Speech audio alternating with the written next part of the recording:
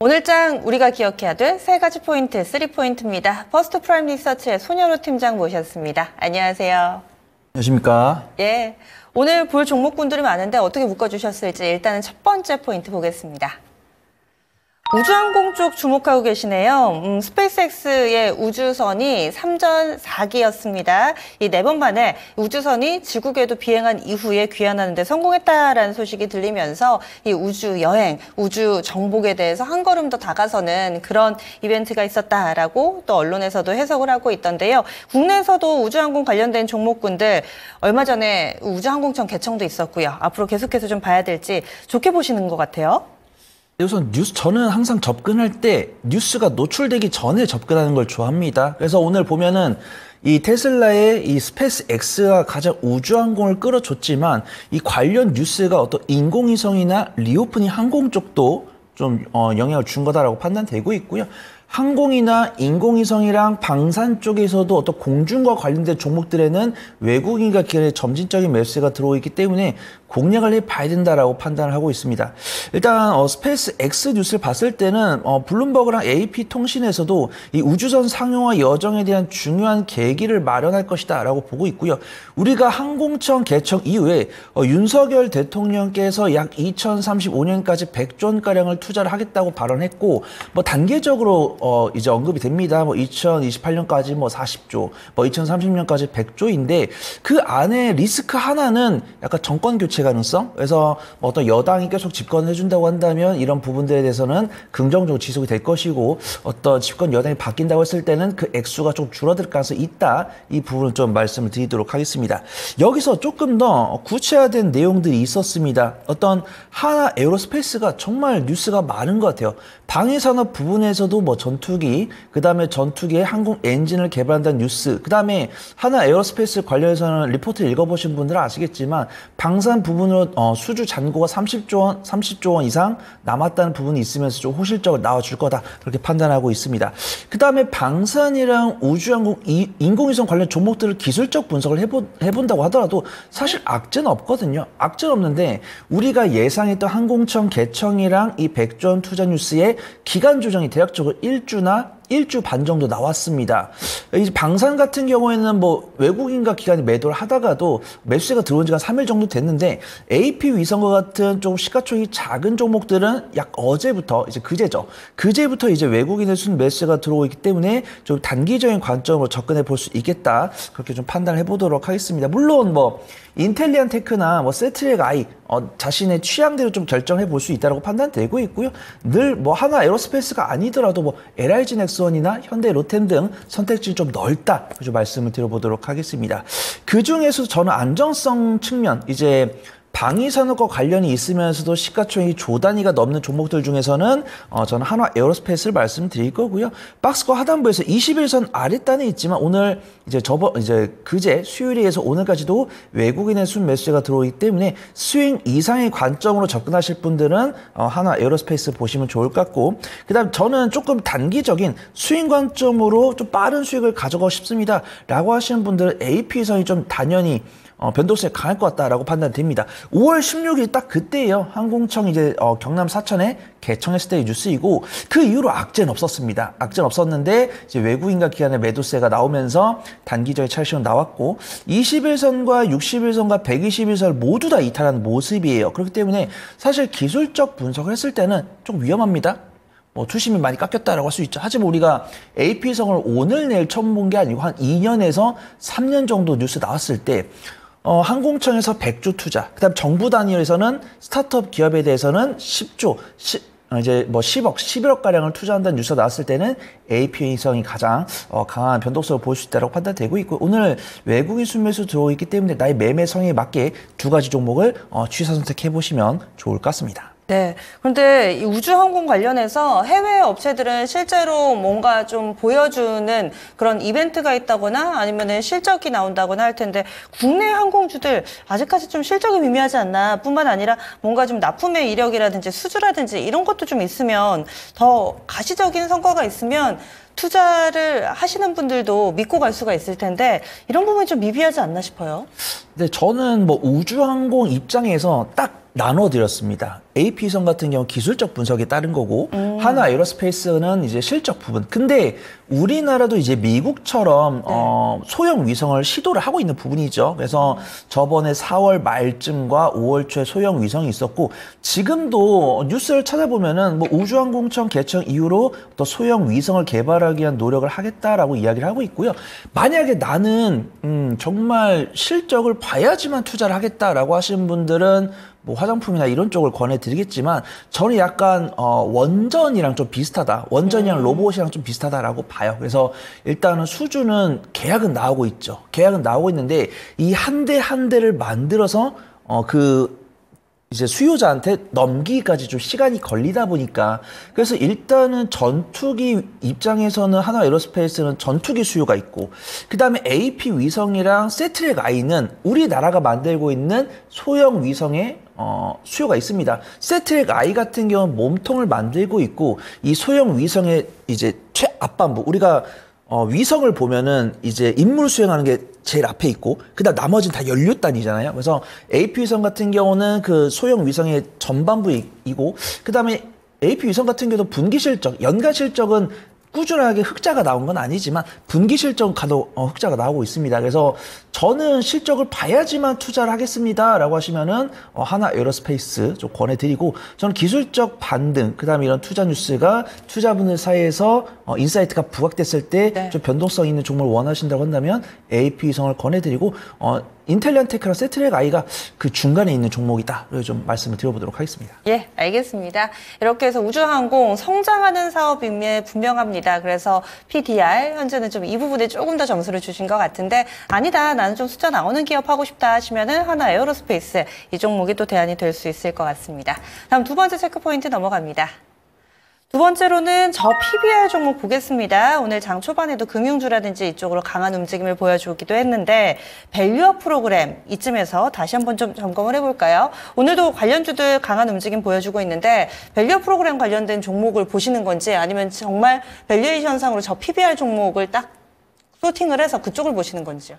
사실은 약간 수급 관련 뉴스로 갖고 왔습니다. 그래서 우리가 저 PBR 하면은 좀 안정적으로 수익을 가져갈 수 있는 섹터군이다라고 판단되고 있는데, 목표 수익률 그렇게 높게 잡기 어려울 것 같아요. 이미 올라왔기 때문이죠. 그 다음에 오늘 저 PBR 관련 종목들이 왜 오르는지 상식적으로 이해는 안 됩니다. 근데 수급이 모이고 있으니까 공략은 해봐야 된다. 그래서 이제 우리 시청자분들께서 아시겠지만, 제가 오로지 정말 밸류에이션에 입각해서 딱딱한 종목만 하는 게 아니라, 저는 수급이 모인다고 한다면 내가 만약에 상식적으로 합치할 수 있는 이론으로 움직인다고 한다면 드라이빙을 거는 거고, 근데 내가 상식적으로 이해는 안 되는데 수급이 모인다고 한다면 매매 관점을 접근하는 관점을 좀 말씀을 많이 드려요. 그래서 오늘 뉴스를 많이 보신 분들은 아시겠지만, 기준금리 인하가 이제 캐나다랑 유럽이 진행을 했습니다.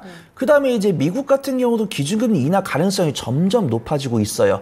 페드워치, 그 다음에 FOMC, 뭐 블룸버그 모두 다 다릅니다. 근데 공통점은 금리 인하 가능성이 조금씩 올라가고 있다는 거예요. 그래서 우리가 물론 금리 인하 가능성이 80%, 90% 이상 올라가야 기준금리를 내리겠구나라고 생각을 하시겠지만, 현재는 6월달이나 9월달 같은 경우는 기준금리 인하 가능성이 사실 60%가 안 되고요. 그 다음에 올해 11월이나 12월 정도는 돼야지만 기준금리를 인하를 하겠다라고 하는 것도 페드워치나 FOMC를 통해서는 확인할 수가 없습니다. 하지만 블룸버그 측에서는 이제 11월을 좀 기준금리 인하를 하지 않을까 그렇게 판단되고 있고, 구체는 아마 다음 주에 좀 명확하게 되지 않을까 생각해요. 그래서 우리가 보통 저 PBR을 떼고 은행주랑 보험주를 공략을 할 때 보통 기준금리가 올라가면 주가가 올라갑니다. 왜냐하면 이제 예대 마진 폭이 커지니까.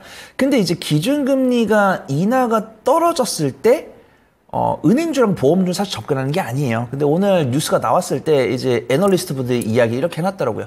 기준금리 인하 기대감에 이 유동자산이 늘어나면은 뭐 위험자산에다가도 투자를 할 수 있겠지만, 안전자산에도 일부 자금 유입될 수 있다는 거죠. 그래서 우리가 위험자산이라고 한다면 제약바이오랑 뭐 비트코인을 들 수 있고, 안전자산이라고 한다면 채권이랑 이제 금융주를 두면서, 이제 채권 금리가 소폭 떨어진다는 건 채권 가격이 오르는 거고, 그 다음에 금융주가 오른다는 거는 금융주의 매수가 들어오는 거고, 오늘 뭐 반도체나 2차전지, 뭐 제약, 바이오 다 좋았으니까 성장주로 생략을 하도록 하겠습니다. 하지만 이런 가치주가 오르는 거는 기준금리 인하랑 합치하진 않지만 뉴스가 종종 나와요. 어떤 삼성물산이나 뭐 LG, 뭐 LG는 상속세가 거의 다 해결됐지만 삼성전자도 아직은 형이 완료가 안 됐기 때문에 상속세도 확정이 안 돼서 이 상속세를 어떻게 마련할까 뉴스가 안 나오지만 저는 유심히 지켜보고 있습니다.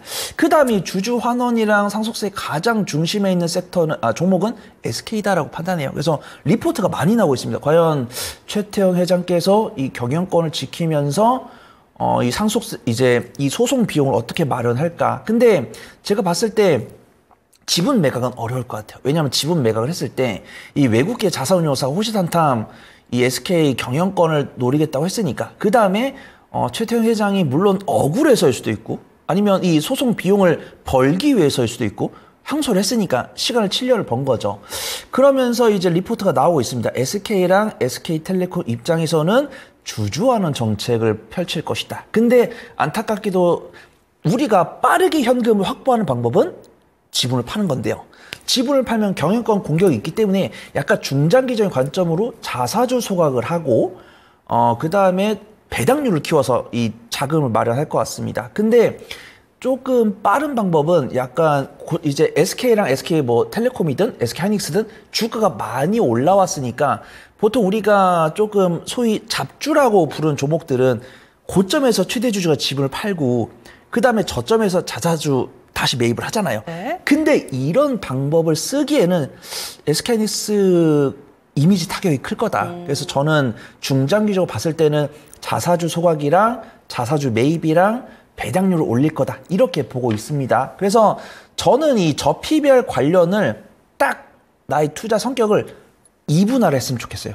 어정쩡하게 스윙으로 접근하지 마시고 단기로 하실 분은 단기로 하시고 중장기로 하실 분은 정말 중장기로 하셔라. 그래서 어떤 식으로 하냐면 제가 관심 종목으로 현대차랑 삼성물산이랑 KB금융이랑 SK를 말씀드릴 겁니다. 근데 변동성은 SK가 커요. 그래서 SK 같은 경우 눌림목 공략을 하셔야 됩니다. 그래서 SK 같은 경우 기관수 매수 들어오고 있죠. 바닥에서 단기적인 상승 나온 다음에 단기적인 차익이 나왔는데 이것도 사실 외인만 던졌어요. 외인만 던졌고 기관은 들어오고 있기 때문에 여기 하방을 지지할 가능성이 높다라고 판단됩니다. 그래서 매매를 정말 잘하신 분들은 SK우를 권해드리지만 SK우까지 보실 필요 없고 SK다라고 보고 있고요. 17만 5천 원이나 17만 원 구간에서 매수를 하신 다음에 공시가 사실 언제 나올지 모르죠. 그렇기 때문에 분기 단위로 해보시는 게 좋을 것 같아요. 그래서 보통 공시가 실적 발표하고 다다음 주쯤에 나오니까 내가 지금 매수를 했다라고 한다면 2분기 실적 발표가 약 7월과 8월 사이에 나올 거고 내가 지금 매수를 해가지고 기대 수익률이 10%를 이미 넘겼다라고 하시면 굳이 공시까지 확인 안 하시고 매도를 하셔도 되고 내가 기대 수익률 3%밖에 안 된다라고 하시면은 공시 확인하고 안전하게 매매할 수 있다라고 판단되고 있고요. 그 다음에 현대차나 KB금융 같은 경우는 분할 매수를 좀 잘 하셔야 될 것 같습니다. 많이 올라왔잖아요. 현대차랑 KB금융 같은 경우도 수급이 엄청 좋지 않습니다. 일단 현대차 같은 경우는 좋은데 뭐 실적 개선 기대감도 있고 KB금융 같은 경우는 외국인과 기관의 매수세보다 매도세가 우세에 있기 때문에 분할 매수를 잘 하셔야 된다. 그 다음에 대응 전략은 동일합니다. 현대차든 KB금융이든 공공연하게 주주환원 정책을 내비쳤던 종목이기 때문에 SK보다는 확실하게 분기 실적 발표하고 주주환원 정책을 실행할 가능성이 높다라고 봅니다. 그래서 현대차랑 KB금융이랑 삼성물산은 분할 매수하신 다음에 실적 발표 전후로 단가 관리하시면서 이제 수익 관점으로 분기 기간 관점으로 매매를 해보시는 게 좋을 것 같다. 그렇게 좀 소개를 드리도록 하겠습니다. 그 부분이 좀 궁금했거든요. 오늘 장에서 전체적인 틀에서 가장 크게 영향을 미치고 있는 부분이 이제 전체적으로 캐나다, ECB 금리 인하 기조 가운데서 전체적으로 금리 인하에 대한 기대가 높아지고 있다. 그래서 시장 수급이 좋아지고 있다라는 건데 이럴 경우에는 금융주들, 밸류업 프로그램 관련된 종목군들은 좀 소외되지 않을까 우려를 했었는데요. 전체적으로 시장이 좋아진다면은 밸류업 프로그램 관련된 종목 쪽으로도 수급이 들어갈 들어갈 것이다. 따라서 피해주가 아니다. 긍정적인 시각으로 봐도 좋다라는 시각이시네요. 거기에다가 종목별로도 좀 빠른 종목 그리고 또 진드간이 모아 나가야 할 종목을 구분 지어 주셨으니까 저 밸류업 이쪽, 저 PBR 관련된 종목군들도 이 전략을 한번 써보시죠. 뿐만 아니라 이번 달 내에 이복형 금감원장이 이 세제 혜택, 인센티브 관련해서 발표할 예정이라고 했습니다. 이벤트도 준비되어 있는 만큼 저 PBR 관련주 이 시간에 살짝 들여다봤습니다. 다음 마지막 포인트 넘어가겠습니다. 마지막으로 봐야 될 포인트, 경제 지표를 바라보는 투자자의 심리가 중요하다 얘기를 해주시는데 그렇습니다. FOMC 가까워 오고 있고요. 이런 상황 가운데서 뭐 고용 보고서 그리고 PC 하나하나 그 어느 것 하나 놓칠 수가 없습니다. 거기다 시장의 반응도 그때그때 상당히 좀 민감하게 나오고 있는 요즘인데요. 그중에서도 어떤 경제 지표 좀 보시는지 현재 투자자 심리, 시장의 심리 어떻게 형성되고 있는지 설명을 좀 해주실까요? 네, 우선 저번 주 금요일 이제 3포인트 한 줄평을 잘 지었던 것 같습니다. 오늘이 가장 어둡길.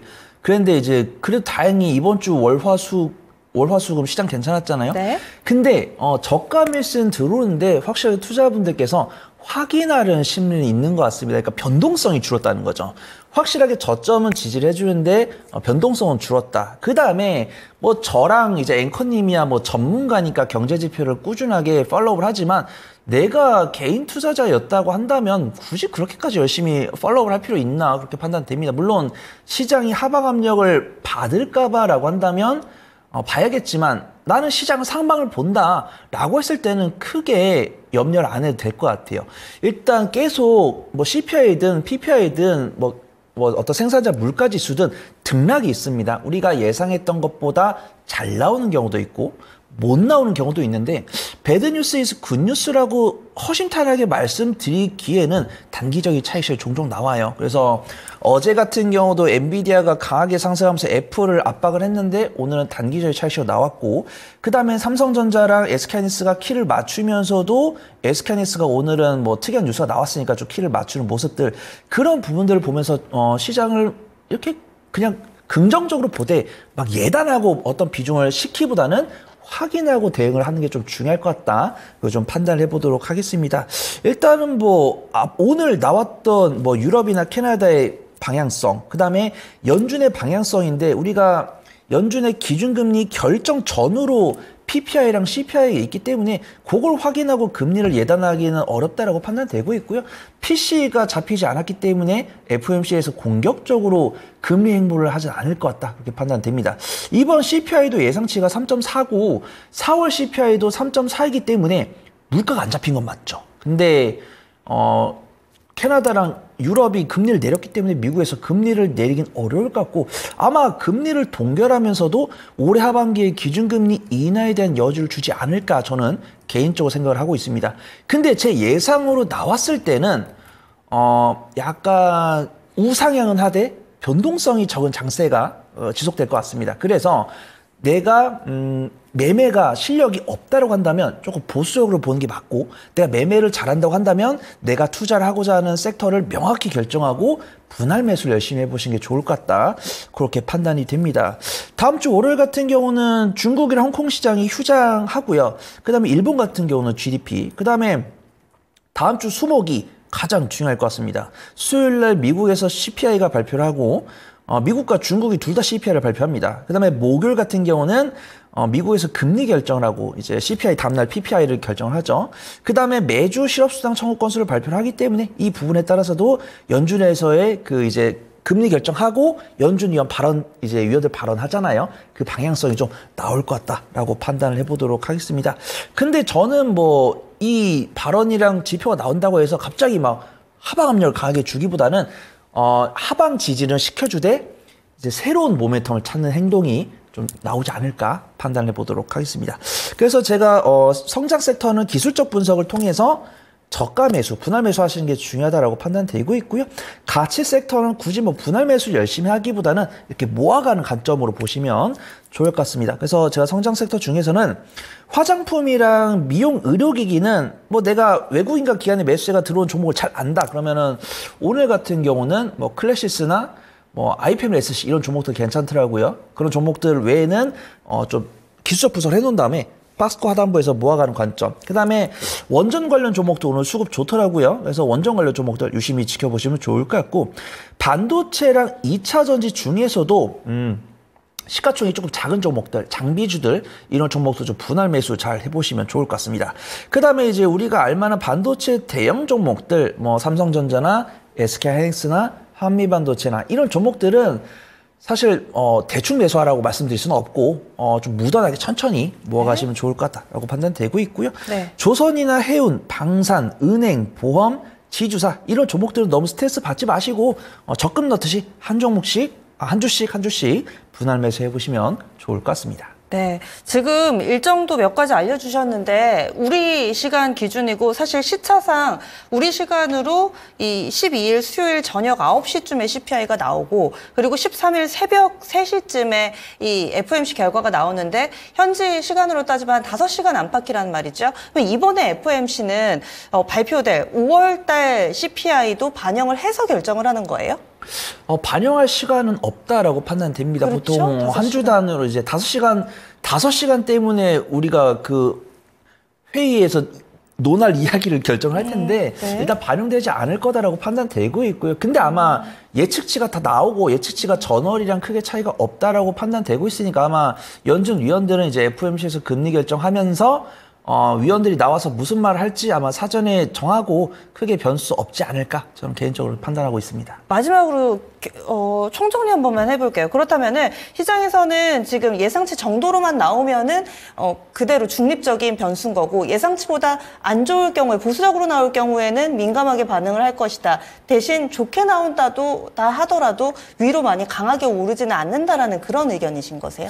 네, 우선은 물론 제가 그 회의록을 사전에 볼 수가 없기 때문에 그쵸. 33% 그러니까 CPI가 이제 부정적으로 나올 확률이 33%, 우리가 아는 대로 나올 확률이 33%, 우리가 기대했던 것보다 더 좋게 나올 확률이 33%라고 한다면 저는 하방으로 영향을 줄 가능성은 사실 33%가 안 된다라고 생각을 합니다. 그다음에 횡보할 가능성도 사실 저는 30%가 안 된다라고 보고 있고요. 그럼 상방으로 줄 가능성은 한 60%다라고 보고 있고, 네. 근데 우리가 예상했던 대로 하든, 근데 이게 우리가 이미 시장이 한 3일 정도 좋았잖아요. 3일 정도 좋았기 때문에 우리가 원하는 방향으로 나왔을 때는 이 우상향 기조를 유지하되 변동성은 줄어들면서 새로운 먹거리를 찾지 않을까 좀 판단해 보도록 하겠습니다. 예, 알겠습니다. 오늘 자세한 말씀 고맙습니다.